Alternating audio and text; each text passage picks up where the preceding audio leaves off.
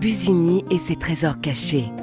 Son nom latin, bus, signifie bois, et le suffixe germanique igny qui veut dire habiter, donc Busigny serait le village du bois.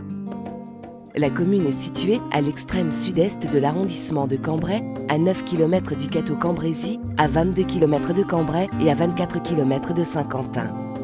La commune s'étend sur 16 km² et compte une population d'environ 2600 habitants qui sont appelés les Busignois, surnommés les Croquants. Ce surnom proviendrait de l'époque où des brigands occupaient un puissant château jusqu'en 1095. Point le plus élevé du département, 4 châteaux forts ont été édifiés sur son territoire.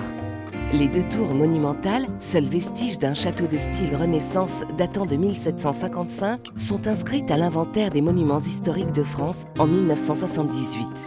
La place des Berceaux est un témoignage de l'époque moyenâgeuse. Busigny est une commune d'eau. Elle est parsemée d'étangs et de bois sur son territoire.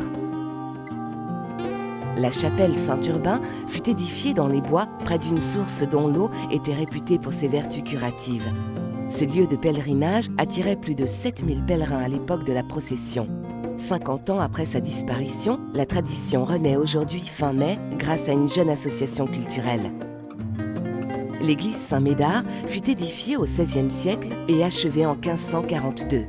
Le chœur actuel date du milieu du XIXe siècle. Une particularité, la commune est entrecoupée de raccourcis pédestres appelés voyettes, aujourd'hui chemin de promenade verdoyant. La commune se divise en 2 parties bien distinctes, le bourg et la cité des cheminots, construite en 1919 et 1921 pour héberger le personnel du centre ferroviaire. En effet, Busigny est la première commune du Cambrésis à avoir bénéficié du chemin de fer en 1857. C'est un nœud important du trafic ferroviaire du nord de la France où convergent les axes Paris-Bruxelles et Paris-Cambrai. Pour ce motif, durant la Seconde Guerre mondiale, Busigny a payé un fort tribut car elle fut la cible de plusieurs bombardements, parfois très meurtriers, ainsi que d'actions de sabotage du maquis de Mazinguien. Plusieurs résistants payèrent leur engagement de leur vie. Plusieurs stèles ont été édifiées en hommage à leur sacrifice.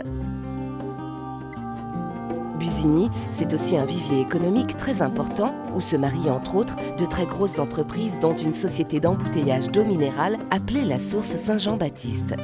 Des commerces de proximité ainsi que des services de santé, un bureau de poste, des garagistes, un magasin de déstockage et un riche panel d'artisans. À Busigny, les familles peuvent scolariser leurs enfants de la maternelle à la primaire dans l'une des 3 écoles. Un accueil périscolaire ainsi qu'une cantine sont mis en place pour faciliter l'accueil des enfants. Les ados peuvent se retrouver dans les Lalpes. Pour les petits, il y a un réseau d'assistance maternelle. Durant les vacances scolaires, les enfants peuvent aller au centre de loisirs. Quant aux aînés, ils peuvent se divertir parmi les 25 associations. Il existe un lieu de rencontre ou de travail, l'atelier, à la disposition d'artistes, implanté dans une ancienne manufacture de confection. Pour anecdote, le premier village SOS a été implanté dans la commune par Gilbert Coteau, figure locale.